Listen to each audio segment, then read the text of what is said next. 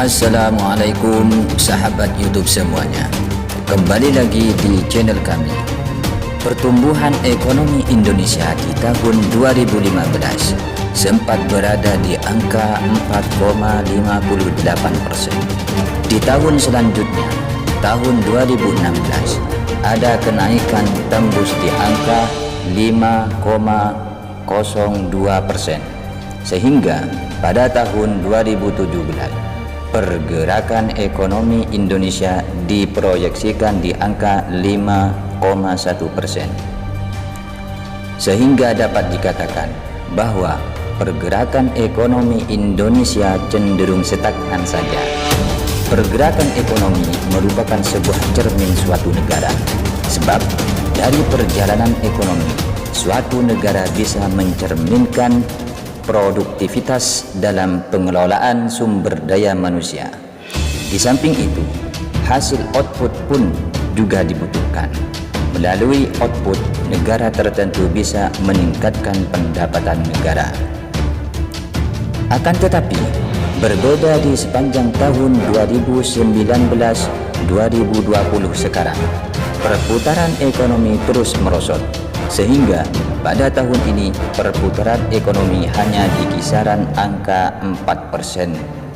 Kemerosotan ekonomi ini sebenarnya sudah diprediksi oleh Rizal Ramli di tahun 2018 kemarin.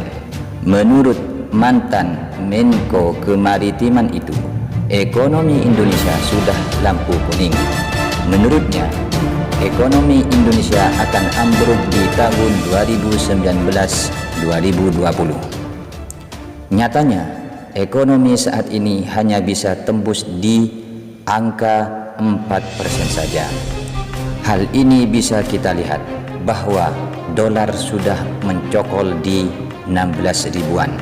Daya beli masyarakat menurun dan kredit bank banyak yang mandek. Berbagai alasan pun dikeluarkan oleh pemerintah. Faktor utama yang mempengaruhi jeleknya ekonomi Indonesia karena faktor virus corona. Akan tetapi, masih menurut Rizal Ramli, virus corona bukanlah alasan tepat. Sebab sebelum adanya virus pun ekonomi akan nyungsep karena salah kelola oleh para pejabat. Sejak 9 bulan lalu, tepatnya pada tanggal 31 Maret 2019 di acara deklarasi alumni pendukung 02 di Sumatera Selatan, Rizal Ramli sudah memprediksi roda perputaran ekonomi akan melemah. Selain itu, di acara IALC, Rizal Ramli menegaskan di depan juru bicara Presiden Fadjlur Rahman bahwa lemahnya ekonomi Indonesia karena beban hutang yang banyak. Kemudian, beban selanjutnya adalah gagal bayar yang jumlahnya cukup tinggi, seperti Jiwasraya, Asabri, dan lain-lain.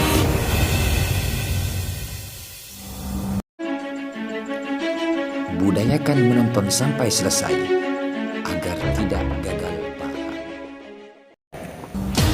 Selain mewanti-wanti dan mengkritik, Rizal Ramli juga memberikan jalan keluar agar pemerintah antisipasi agar putaran ekonomi stagnan. Dia menyarankan agar pemerintah menghentikan proyek infrastruktur yang besar. Kemudian, Rizal Ramli melanjutkan agar supaya anggaran keuangan proyek-proyek besar dialihkan ke penanganan pandemi COVID-19.